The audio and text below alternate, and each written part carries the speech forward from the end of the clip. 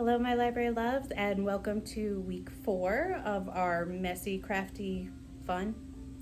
This week we are going to read A Day with No Crayons by Elizabeth Rush, and we want to thank Rising Moon for allowing us to share this story with you.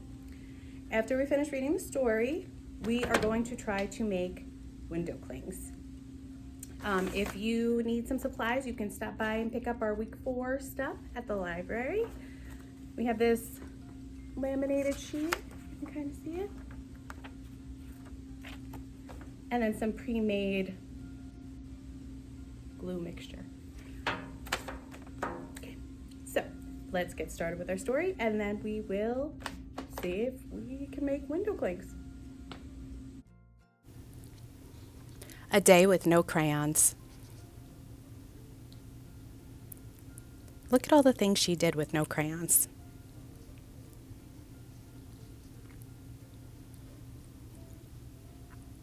Liza loved her crayons. She treasured turquoise, adored apricot, and flipped over fuchsia. In fact, coloring made Liza feel tickle me pink. Every day, Liza filled her coloring books with aquamarine oceans, royal purple plums, and screaming green dragons. She papered the walls of her room, the hallway, and the bathroom with the bright, neat pages. Then, one day, Liza ran out of paper. Her coloring books were all full, and there wasn't a single sheet of blank paper left. Liza paced her room, unsure of what to do, until she discovered, right in front of her, one blank wall.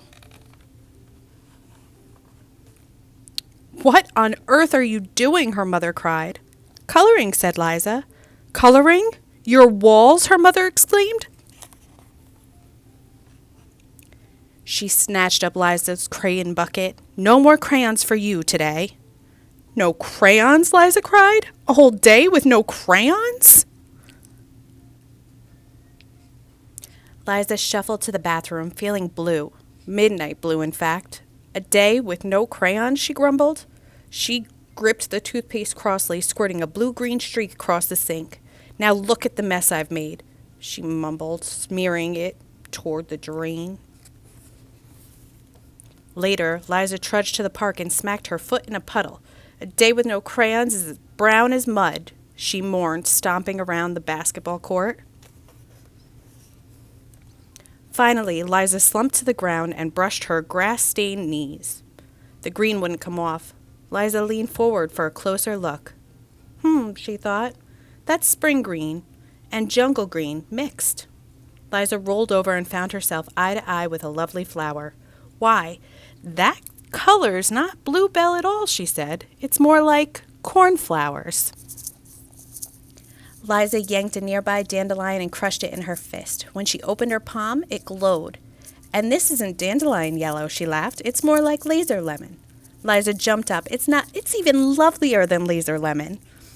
Liza mashed dazzling yellow dandelions onto her cuffs. Then she squashed deep purple blackberries onto her pockets and rubbed brilliant orange tiger lilies down both legs. Running through the park in her rainbow pants, Liza suddenly saw color everywhere.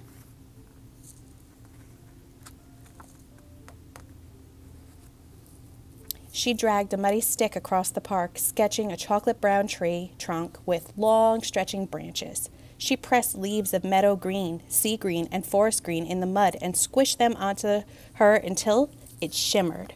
She'd gather flower petals and fashion birds that flew with her across the park. As Liza left the park, she scraped an old red brick along the sidewalk, drawing a desert, some camels, then a whole caravan. Near her house, Liza gathered gray-blue pebbles and laid them side by side until an ocean swelled. Up the front steps, Liza scattered dandelions and rhododendron petals until a sunset glowed. That night, Liza crawled in her bed, arranging her pillows around her.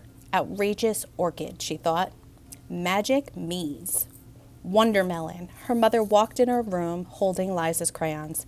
"You can have your crayons back," her mother said, kissing her on the head, "if you promise not to color on the walls."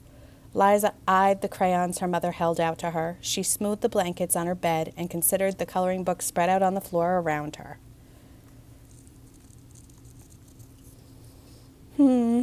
She said, "I think I can go one more day with no crayons." All right, so let's get started on our window clings. I'm going to use the laminated sheets. If you don't have them, you can use a sheet of paper that's covered in plastic or in a plastic gallon baggie. Here I have 2 tablespoons of glue already in my cup. To that, you're going to add like 2 drops of dish soap, not very much. And then your choice of food coloring colors. And how much you put in there really depends on the color you are looking for, anywhere from a couple of drops to quite a few. I did notice that the gel food coloring didn't require as much. You take a toothpick or something to mix it up with.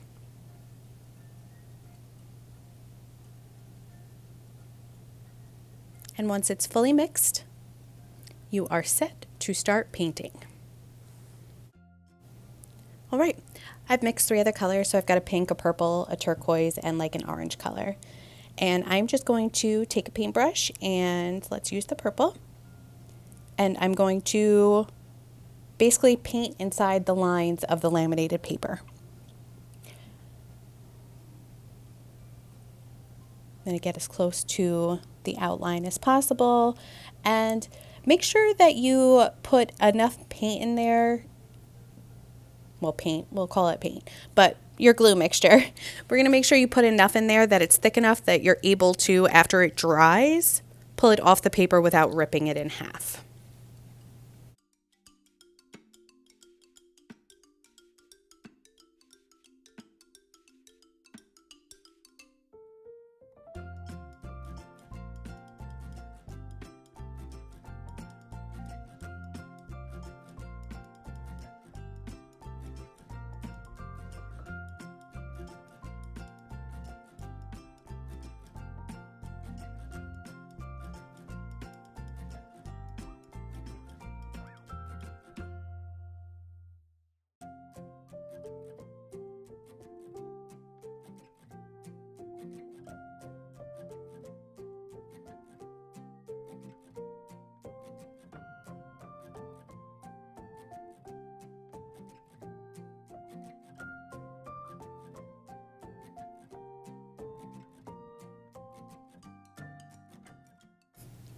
Okay, so I'm not sure if you guys noticed, but my paint kept kind of pulling back inward.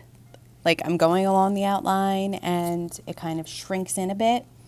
And it wasn't until after I was done filling it in over and over and over again that I realized that I never put the dish soap in. So if you look back at the beginning of this video, I tell you about the dish soap, but I don't actually put the dish soap in. And without the dish soap, it wasn't really staying where I put it. So I did add dish soap, remix, and redo. And let's get to the results. So my little helpers came and finished off both of these sheets for me. And this is what it looks like while it's still wet. You're going to let it dry for 24 hours and then it can go up into your window. Take a look. It's a win and it worked.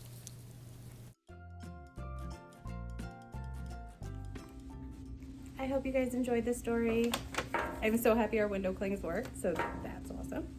I will see you again next week for more fun, more mess, more craft.